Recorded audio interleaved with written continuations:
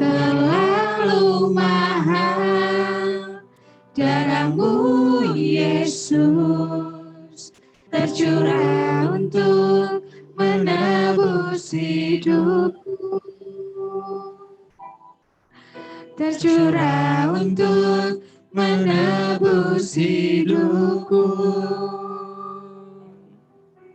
tercurah untuk menebus hidupku.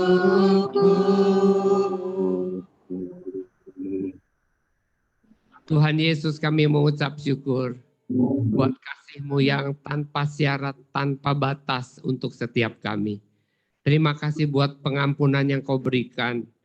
Tolong kami untuk hidup senantiasa di dalam kasih karunia Tuhan. Tolong kami untuk hidup sepadan dengan status kami sebagai anak-anak Tuhan. Sebentar kami akan mendengarkan firman-Mu. Kami buka telinga hati kami untuk firman-Mu. Roh Kudus, Engkau yang memeteraikan setiap firman yang kami dengar ke dalam hati, pikiran, dan perasaan kami. Supaya apa yang kami dengar bukan hanya memenuhi otak kami, bukan jadi sekedar pengetahuan, tapi merubah seluruh kehidupan kami menjadi serupa dengan Engkau. Terima kasih Tuhan. Semua roh-roh jahat, semua kuasa-kuasa gelap yang berusaha mengganggu konsentrasi kami tolak di dalam nama Yesus. Kami usir keluar dari tempat ini di dalam nama Tuhan Yesus. Terima kasih Bapa, kami mengucap syukur di dalam nama Tuhan Yesus Kristus. Haleluya. Amin. Silakan duduk Bapak Ibu yang kasih dalam Tuhan.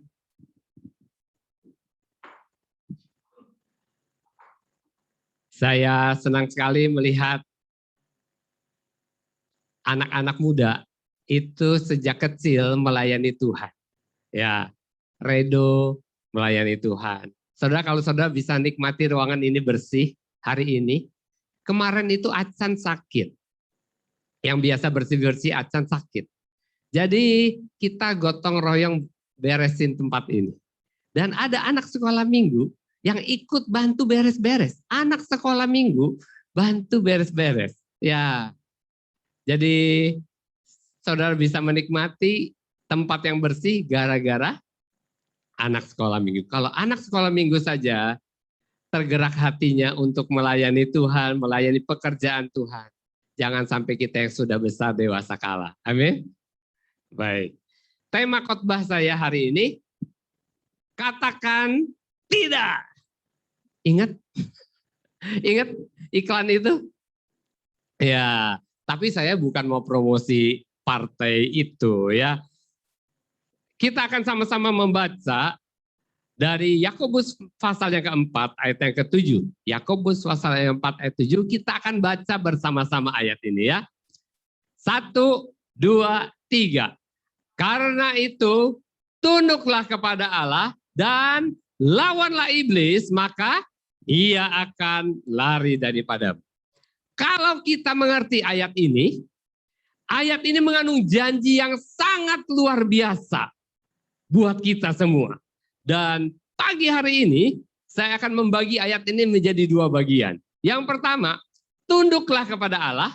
Yang kedua, lawanlah iblis. Yang pertama, tunduklah kepada Allah. Yang kedua, lawanlah iblis. Kita perlu tunduk dulu kepada Tuhan, baru kita bisa melawan iblis. Ya, kalau kita tidak tunduk kepada Tuhan, walaupun kita hafal bagian yang kedua, walaupun kita mempraktekkan bagian yang kedua, sia-sia. Ya, kita tidak akan mendapatkan hasil seperti yang kita harapkan.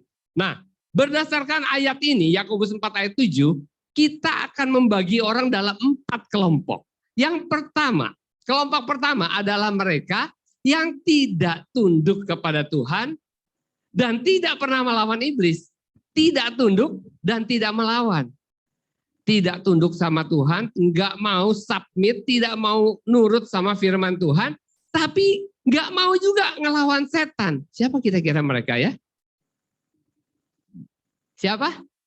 Ya temannya iblis lah ya, teman-temannya iblis, teman-temannya setan. Yang kedua, ada yang tidak tunduk sama Tuhan, tapi melawan iblis. Kalau orang nggak mau tunduk sama Tuhan, berani-berani sama setan, ini namanya konyol. Dan di Alkitab ada 7 anak imam Skewa yang mempergunakan nama Yesus untuk coba-coba mengusir setan. Dan akibatnya apa? Setan bilang begini, Yesus aku kenal, Paulus aku tahu, tapi kamu, siapa kamu? Dan orang yang kerasukan setan ini menyerang 7 anak imam Skewa, dan mereka semua ditelanjangi, dan mereka semua lari dan dipermalukan. Ya. Dan yang ketiga, ini yang paling banyak. Ada orang-orang yang tunduk kepada Allah, tetapi tidak melawan setan. Nah, kalau kita sudah tunduk kepada Allah, tetapi tidak melawan setan, ini buat apa? Kita harus tahu bahwa tidak ada iblis yang jinak. Tidak ada seperti binatang buas bisa jinak. Iblis tidak ada yang jinak. Iblis, Alkitab berkata, dia berkeliling mencari orang yang dapat ditelannya. Jadi tidak ada iblis yang baik. Saya pernah satu hari datang ke rumah seseorang dan dia bilang, Pak, di lorong sebelah saya ini, lorong itu maksudnya bukan di luar rumah, di dalam rumah ada satu lorong itu, ada setannya. Tapi kami sudah bikin perjanjian, Pak. Saya tidak akan ganggu dia, dia juga tidak boleh ganggu saya. Kok percaya sama setan? Gak ada setan yang baik. Gak ada setan yang ada untuk diem aja. Ikut tinggal di sini ya, sebentar ya. Gak ada. Ya. Semua setan itu datang ke rumah kita untuk mengacaukan. Jangankan setan, tai kucing aja kalau ditaruh di rumah kita, nggak ngapa-ngapain, mengganggu nggak? Satu rumah bisa bau tai kucing. Ya, apalagi kalau setan ada di sana. Jadi dia selalu mencari kesempatan untuk menyerang kita. Jadi kalau ada orang tunduk kepada Tuhan, tapi diam aja, ya diserang. Sama seperti seorang pemburu bawa senjata, waktu ada harimau dia diam saja, ya dimakan, nggak ada gunanya. Ya, jadi kalau kita tunduk kepada Allah dan tidak melawan setan, tetap kita akan babak belur, kalah. Ya. Keempat, ayat ini bilang, tunduklah kepada Allah dan lawanlah iblis. Ini baru smart. Hasilnya apa? Maka iblis akan lari daripadamu. Nah, ada banyak arti kata tunduk kepada Allah. Tapi hari ini saya akan menghubungkannya dengan tema hari ini, yaitu tunduklah kepada Allah dan lawanlah iblis, atau katakan ya kepada firman Tuhan dan katakan tidak kepada iblis. Katakan ya kepada Tuhan, katakan tidak kepada iblis. Jadi kalau firman Tuhan berkata, kamu adalah ciptaan yang baru di dalam Kristus, kita jawab apa? Ya. Semua dosa-dosaku dan semua penyakitku sudah disembuhkan, kita bilang apa? Ya. Aku dikuduskan, aku disempurnakan satu kali untuk selama-lamanya. Bilang apa? Iya. Jadi kita harus bilang ya kepada semua janji-janji Tuhan yang tertulis di dalam Alkitab. Semuanya sudah dikerjakan oleh Tuhan Yesus, selesai. 100% selesai di atas kayu salib. Oleh sebab itu, setiap kali ada firman Tuhan mengatakan sesuatu, kita selalu bilang, yes, ya, amin, setuju, oke, terhadap setiap firman Tuhan.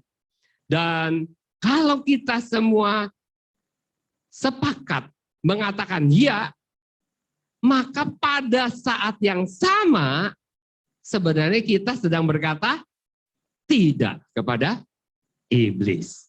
Kalau kita tunduk kepada Allah, maka kita akan selalu setuju dengan semua rencana Tuhan dalam kehidupan kita. Banyak orang bilang, aku setuju dengan Tuhan, aku bilang ya kepada firman Tuhan. Tapi begitu ada rencana Tuhan yang tidak sesuai dengan hati kita bilang tidak. Ya, kalau kita bilang iya sama Tuhan, artinya apapun yang Tuhan bilang, apapun rencana Tuhan atas hidup kita selalu bilang ya. Kita setuju dengan apa yang Dia rencanakan. Dan kalau kita seperti itu, kalau kita siap mengatakan ya kepada semuanya tanpa kecuali, maka kita ada pada posisi untuk masuk ke bagian yang kedua, untuk melawan iblis. Baru kita bisa lawan iblis kalau kita selalu setia. Siap sedia berkata ya. Dan saya sendiri mengatakan selalu ya kepada firman Tuhan. Apapun saya bilang ya, siap. Ngerti nggak ngerti, saya bilang ya. Pertanyaannya, apakah saudara siap? Apakah saudara mau? Apakah saudara berani berkata ya? Berani? Sedikit. Nggak apa-apa. Ya, tapi ada banyak orang Kristen tidak tahu. Tidak tahu, kenapa sih aku harus ngomong ya? Apa yang Tuhan Yesus lakukan di atas kayu salib selain menebus dosa?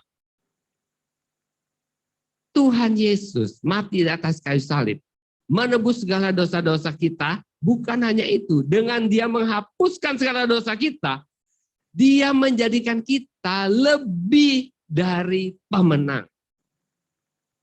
Sehingga apapun yang terjadi, kita tidak akan pernah kalah. Dia menjadikan kita lebih dari pemenang. Dan karena kita lebih dari pemenang, kita berhak menerima semua janji-janji Tuhan. Banyak orang kalau ditanya soal janji Tuhan, selalu merasa dirinya tidak layak. Aku kan masih banyak dosanya, aku kan kurang banyak berdoa, aku kan belum baca Alkitab 1 kali sampai habis, aku kan belum melayani. Saudara, kita diselamatkan bukan karena perbuatan. Kita diselamatkan karena kasih karunia. Perbuatan kita itu menyertai pertumbuhan rohani kita. Semakin hari kita makin disempurnakan, tapi kita diselamatkan 100% hanya karena kasih karunia oleh iman. Tidak ada yang lain. Kata Alkitab, itu bukan usahamu, itu bukan hasil pekerjaanmu, tetapi pemberian Tuhan. Ya. Nah, dan kalau saudara setuju dengan apa yang firman Tuhan katakan, maka saudara juga siap menghadapi iblis. Kita tidak perlu takut sama sekali karena Alkitab bilang dia akan lari daripada.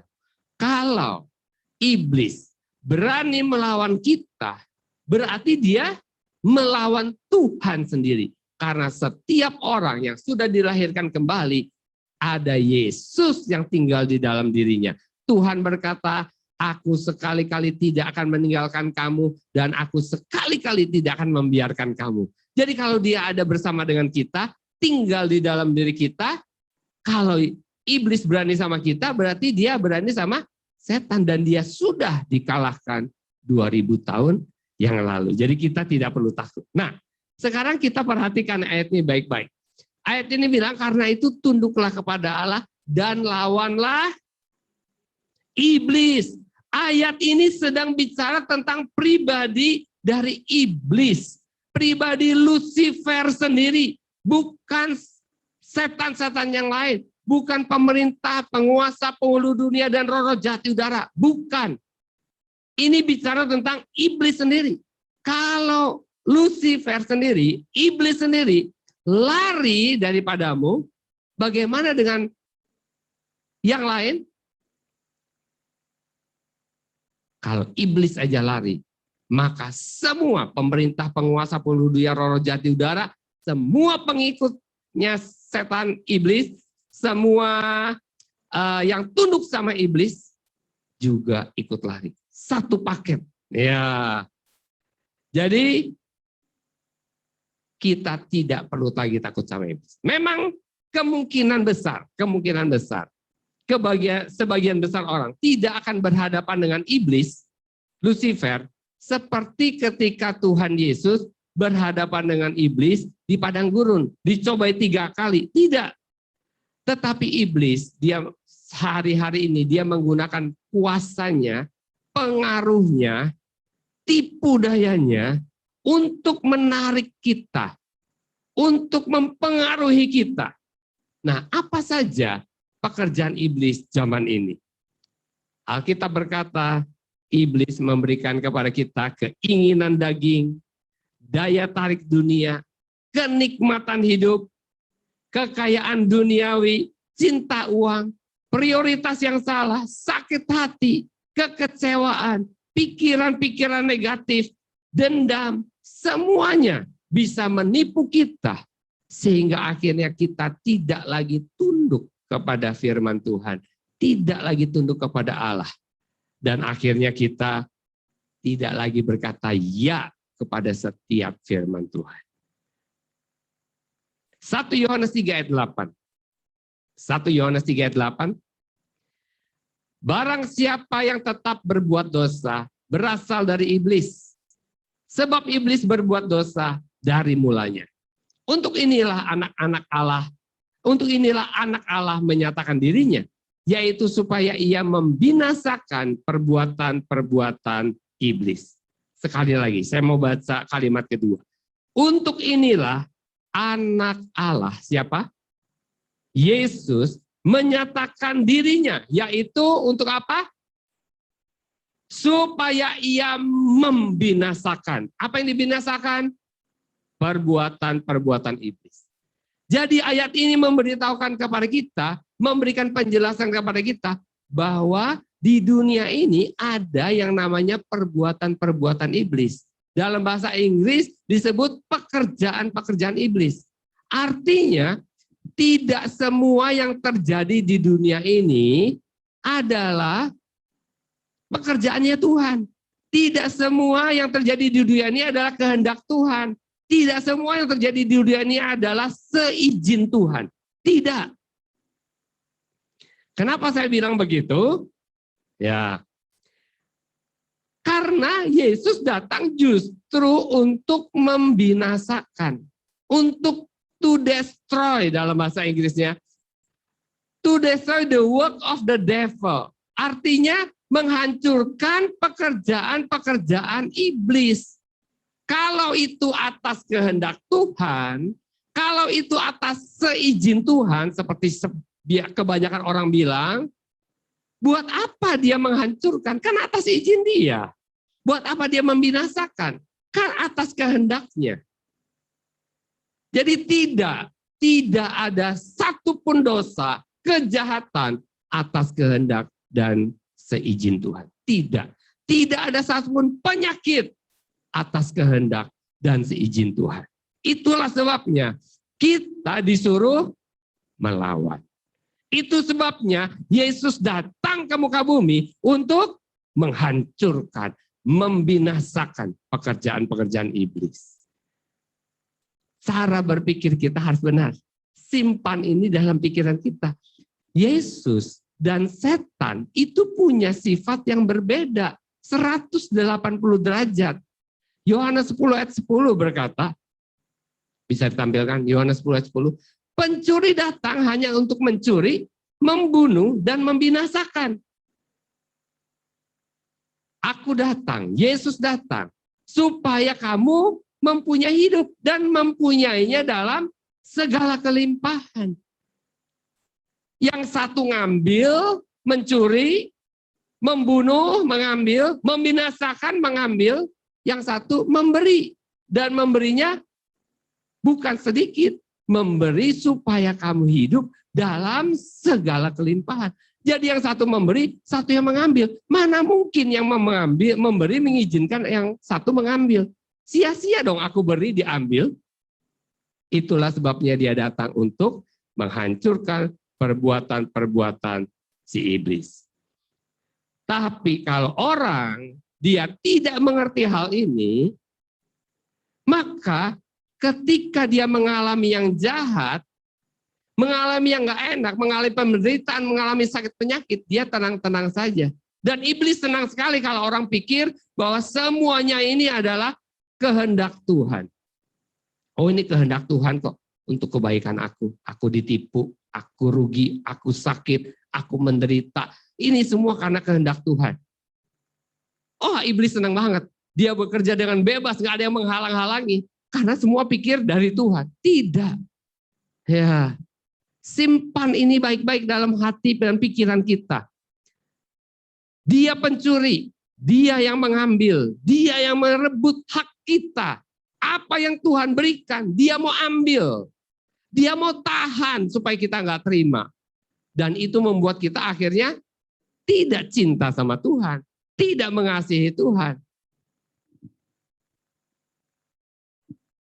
Tuhan mau setiap kita sadar bahwa Dia mau supaya kita menerima hidup dan bukan sekedar hidup, tapi hidup dalam segala kelimpahan.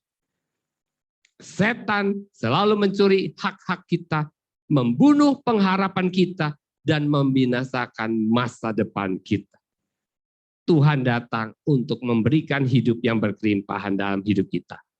Jadi setiap kali kita mengatakan ya kepada janji Tuhan, sama dengan kita berkata tidak kepada iblis. 2 Korintus 1 ayat 20.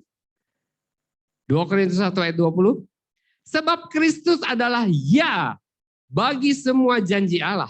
Itulah sebabnya oleh Dia kita mengatakan amin untuk memuliakan Tuhan.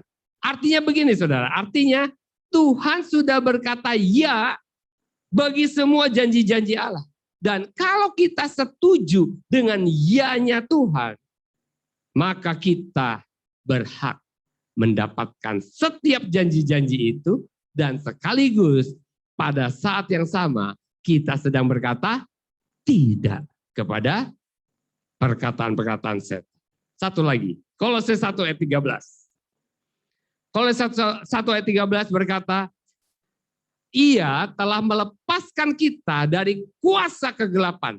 Ia telah melepaskan kita dari kuasa kegelapan. Berarti tadinya kita terikat oleh kuasa kegelapan. Dan memindahkan kita ke dalam kerajaan anaknya yang kekasih. Begitu kita dilepaskan dari kuasa kegelapan, Dia memindahkan kita dengan segera ke dalam kerajaan anaknya.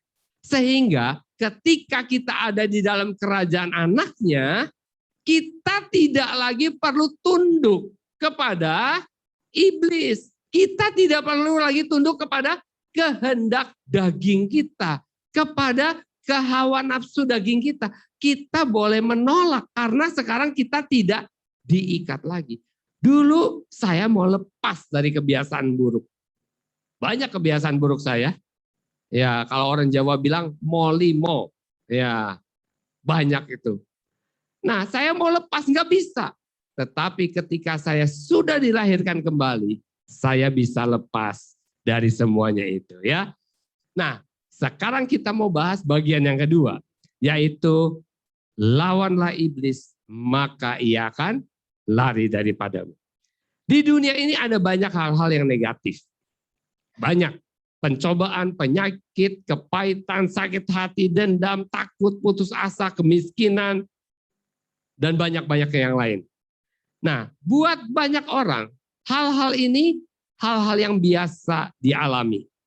Dan kalau mereka mengalami, mereka akan bilang, ya saya kan cuma manusia biasa. Normal kalau saya mengalami hal-hal seperti ini. Pertanyaannya, bagaimana kalau kita, orang yang sudah percaya kepada Tuhan Yesus, mengalami hal-hal seperti ini? Apakah kita juga mengatakan hal-hal yang sama?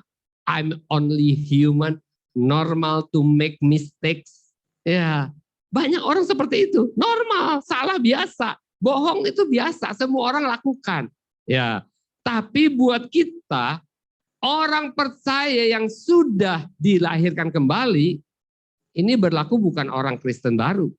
Ini berlaku sampai pendeta juga. Ya, Buat orang percaya yang sudah dilahirkan kembali, kita disediakan oleh Tuhan sebuah senjata. Kita diberikan anugerah yang besar yang tidak dimiliki oleh orang-orang yang belum lahir baru. Apa ya? Galatia 5 ayat 22 mengatakan, kita diberi buah roh. Rohnya huruf besar. Buah roh. Buah itu tidak pernah ada kalau roh besar itu, roh Allah itu tidak ada di dalam diri kita. Kalau orang belum lahir baru, dia punya yang mirip-mirip, tapi itu KW. Dan buah roh, kalau kita bilang, adalah kasih, sukacita, damai sejahtera, kesabaran, kemurahan, kebaikan, kesetiaan, kelemah lembutan, dan penguasaan diri. Tidak ada yang bisa menolak hal itu. 9 option Tuhan berikan kepada kita. 9 cara, 9 pilihan Tuhan berikan kepada kita ketika kita mengalami hal-hal negatif dalam hidup kita. Apapun yang terjadi dalam hidup kita, kita bisa mempergunakan 9 pilihan ini untuk menyelesaikan masalah kita. Misalnya, waktu saudara sekolah, saudara pernah nggak ulangan ada yang namanya multiple choice? Ya, jadi pertanyaan ada 4 pilihan jawaban, A, B, C, atau D. Ya, dan 1 dari 4 itu pasti jawabannya betul. Kita tinggal contreng aja dan kita asal pilihannya betul, kita dapat 100. Tinggal pilih doang. Nah, kita sebagai orang percaya, kita juga sama. Kita di dalam menghadapi persoalan, masalah, di dalam menghadapi hal-hal yang negatif dalam hidup kita punya 9 jawaban. Bedanya apa? Bedanya pilihan manapun yang kita pilih, asal dari 9 itu, 9 option tadi, kasih, sukacita, damai sejahtera, ada 9, asal kita pilih dari sana, mau 1, mau 2, mau 5, asal kita pilih dari sana, pasti betul. Di luar itu, pasti salah. Jadi gampang sekali sebenarnya ketika kita mau menghadapi setan, respon kita yang pertama ambil dari buah roh yang Tuhan berikan kepada kita. Contoh, misalnya di jalan kita lagi naik mobil, tiba-tiba dipotong sama orang, Palembang kan gitu ya. Ya, mereka nggak bisa bedain mana merah, mana hijau.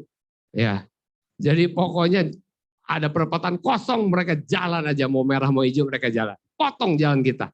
Nah, waktu mereka potong jalan kita, apa yang harus kita lakukan?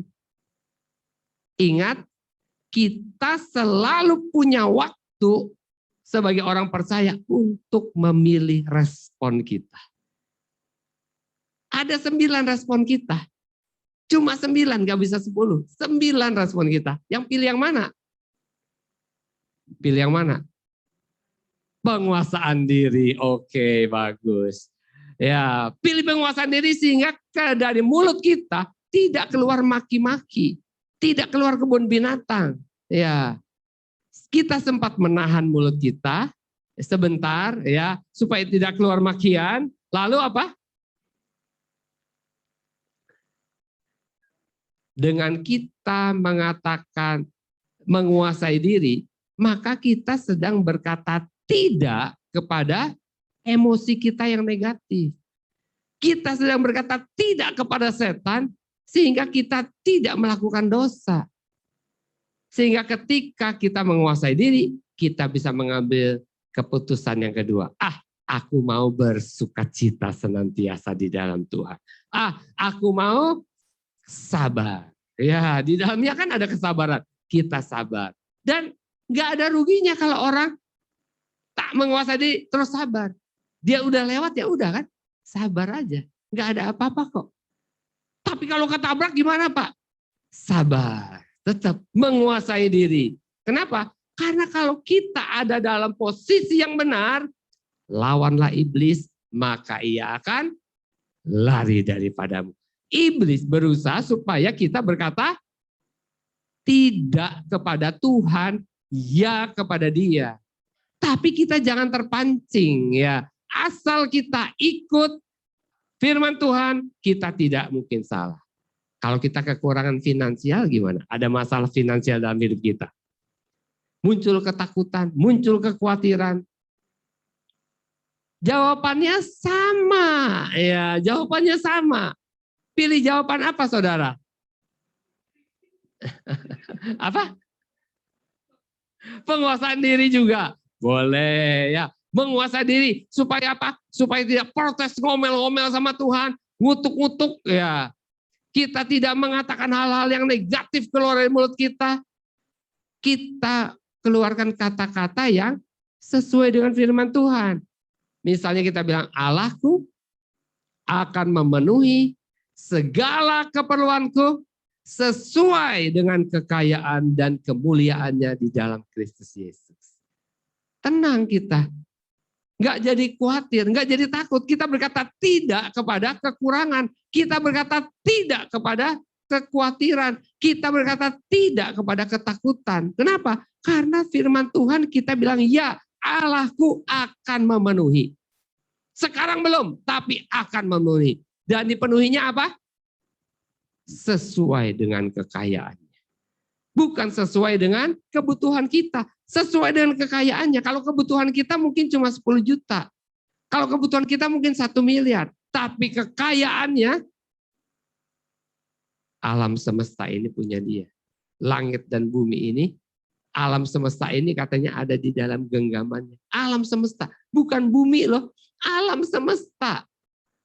Jadi bumi di mana kalau alam semesta di dalam genggamannya? Kecil sekali. Dan Tuhan bilang, Allahku akan memenuhi segala keperluanmu di dalam Kristus Yesus. Dan kita perlu katakan itu. Kenapa kita perlu katakan?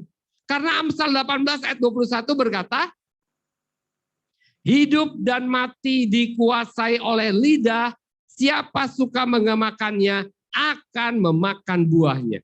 Perkataan kita menentukan apakah kita akan hidup atau kita akan mati. Makanya dikasih penguasaan diri untuk stop. Jangan bicara hal-hal yang kita tidak mau terjadi dalam hidup kita. Kalau kita katakan itu kesempatan celah buat iblis untuk masuk. Tapi kalau kita berkata ya kepada firman Tuhan, dan sekaligus berkata tidak kepada iblis, maka itu sama dengan kita sedang menutup pintu, menutup jendela, membangun pagar-pagar di sekeliling kita, sehingga iblis tidak punya kesempatan untuk masuk, untuk mencuri apa yang menjadi hak kita. Apa yang menjadi janji Tuhan akan digenapi dalam kehidupan kita. Jadi penting sekali kita jaga mulut kita ini. Jangan sampai keluar dari mulut kita ini hal-hal yang mengatakan ya kepada dunia ini. Ya kepada setan. Tapi ya kepada janji Tuhan. Ya. Kalau saudara mengerti apa artinya kata ya kepada Tuhan, ya kepada firman Tuhan, ya kepada status saudara yang baru di dalam Tuhan, maka saudara juga akan mengenali semua hal-hal yang bukan dari Tuhan. Kalau saudara sadar bahwa saudara anak Tuhan, maka saudara sadar bahwa saudara berhak atas semua yang Tuhan miliki. Kalau saya punya orang tua, punya mobil, tentu kemana-mana saya pergi sama orang tua saya naik mobil. Apa yang orang tua saya miliki, itu milik saya juga. Kalau kita sadar kita anak Tuhan, kita tidak akan ragu-ragu bahwa hidup kita akan hidup dalam segala kelimpahan. Dan itu membuat hati kita tenang. Dan orang yang hatinya tenang, pikirannya jernih, bisa berpikir dengan baik. Saya pernah cerita, supir bos saya di pabrik itu ada mungkin antara 10 lebih lah supir. satu supir pribadinya bos. Dan di depan semua supir pribadi ini dibentak-bentak dan diusir, disuruh keluar, suruh ke personalia, urus semuanya, aku tidak mau lagi lihat wajahmu besok di tempat ini. Waduh, itu supir semua gemetar. Dan bos saya panggil satu supir yang lain, antar saya. Waduh, dia nyetir dengan gemetar. Disuruh ke hotel, dia masuk ke pompa bensin. Kalau pikiran dari kalut, orang lagi takut, dia sulit sekali berpikir dengan baik. Bedanya apa sih hotel sama pompa bensin? Beda banget, tapi orang nggak tahu. Ya, jadi itulah pentingnya kita berkata ya kepada firman Tuhan. Tahu nggak saudara, kalau kita berkata tidak untuk hal-hal negatif dalam konteks rohani itu penting banget sebagai bentuk pertahanan kita terhadap serangan iblis yang mau mengambil apa yang menjadi hak-hak kita. Dengan berkata tidak, semua pintu tertutup buat iblis. Dan kita aman di dalam rencana Tuhan. Karena apa? Karena iblis hanya bisa mengambil apa yang kita izinkan. Kalau kita rela diambil, itu akan diambil. Dan banyak orang hidupnya mengalir sajalah. Terserahlah. Dan kalau orang terserah, dan orang rela diambil oleh setan, kesehatannya, maka itu akan terjadi. Makanya Tuhan bilang di Efesus 6 ayat 12, kenakanlah seluruh perlengkapan senjata Allah supaya kamu dapat melawan tipu muslihat iblis. Kita disuruh melawan, bukan berserah, bukan diam saja, tapi kita harus berserah. Seperti di awal tadi saya katakan, ada banyak orang Kristen yang tunduk kepada Allah, tetapi tidak pernah melawan iblis. Apa akibatnya? Hidupnya walaupun dia percaya kepada Yesus, hidupnya babak belur. Walaupun mati masuk surga, tapi hidup di dunia babak belur. Enggak bisa jadi saksi Tuhan. Ya, tapi kan ini semua mendatangkan kebaikan buat saya. Kan katanya Tuhan terus bekerja dalam segala sesuatu untuk mendatangkan kebaikan. Betul, itu mendatangkan kebaikan. Kebaikannya apa? Supaya saudara lain kali lawan. Belajar, harganya mahal, udah hilang semua, habis semua. Baru kita sadar dan akhirnya kita melawan. Itu pelajaran yang sangat mahal buat kita. Jadi jangan pernah diam saja, jangan pernah setuju, jangan pernah tunduk kepada iblis. Lawanlah dia dengan iman yang teguh. Kalau saudara diam saja ketika ada binatang buas yang menyerang kita, maka kita tidak akan selamat. Tapi kalau kita bawa senjata dan kita lawan, kita pasti menang. Kalau satu hari misalnya ada orang datang ke rumah saudara, bawa paket, kirim paket, padahal saudara nggak pernah pesan apa-apa, dan dia ngotot ini paket buat saudara, diterima atau tidak? Tanya dulu isinya apa, ya. Dibuka narkoba isinya, mau terima? Kalau saudara terima, saudara ada dalam masalah besar. Iblis selalu datang bawa masalah. Kita mau terima atau tidak? Saudara pesan masalah, ada yang pernah pesan masalah? Enggak pesan aja udah datang, apalagi pesan. Ya, kalau dia datang, tolak. Aku nggak pesan sakit penyakit, aku nggak pesan penderitaan, aku nggak pesan kerugian, ditipu orang. Enggak, aku nggak pernah pesan. Tolak, jangan mau. Satu kali saya masuk ke ruang doa, tiba-tiba ada ular di sana, king cobra. Waktu saya lihat ular king cobra itu, saya tidak pernah berpikir, oh ini kehendak Tuhan. Oh ini untuk kebaikan saya. Gak pernah. Begitu lihat saya ada king cobra, Saya langsung telepon si Ujang tukang parkir itu kan. Ujang ke sini ada ulang King Cobra. Dia datang bawa senjata, bawa apa. Saya pentung sampai mati. Kenapa saya pentung sampai mati? Karena dia kurang ajar. Masuk nggak izin dulu. Nggak ketok pintu, nggak ngebel. Main masuk aja. Saya tolak. Saya katakan tidak kepada King Cobra. Ya, jadi kita harus tahu kapan saatnya berkata tidak dengan tegas. Jangan ragu-ragu. Ketika kekecewaan datang, ketika pikiran negatif datang, ketakutan datang, apa yang harus saudara lakukan? Tolak. Katakan, tidak, aku tidak pesan. Aku tidak mau.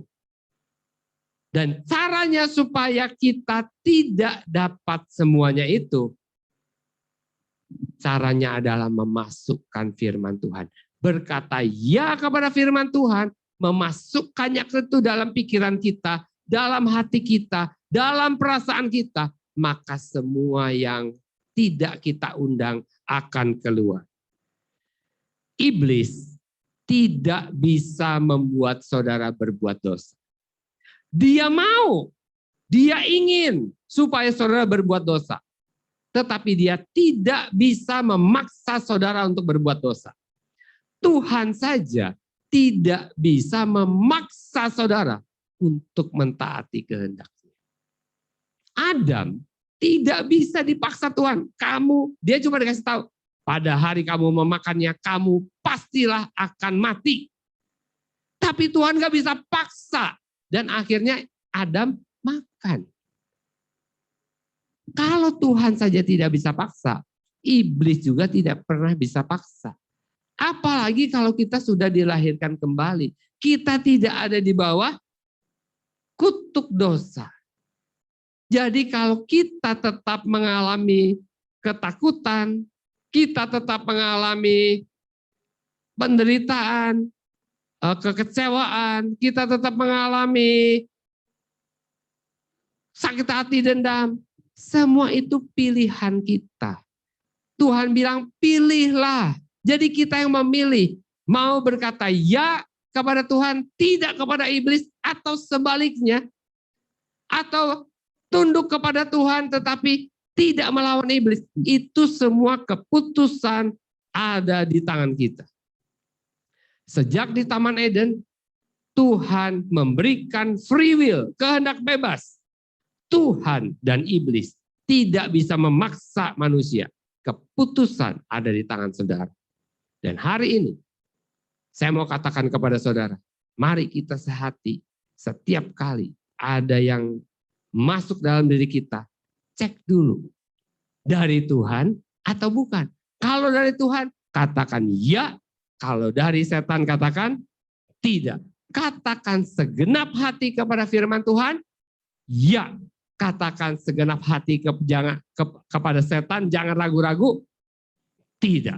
Dan kalau itu kita lakukan, maka hidup saudara akan berubah 180 derajat. Tuhan selalu memberi, setan selalu mengambil. Pilihan ada di tangan saudara. Mari kita berdoa. Tuhan Yesus, terima kasih. Karena Engkau memberikan kepada kami kebebasan. Karena Engkau sudah melepaskan kami dari kuasa kegelapan. Dan menempatkan kami dalam kerajaan anak-Mu Yesus. Sehingga kami tidak lagi terikat. Sehingga kami boleh memilih untuk mengatakan ya atau tidak kepada firman-Mu. Ya atau tidak kepada kehendak si jahat. Tuhan Yesus, tolong setiap kami. Roh Kudus, urapi kami.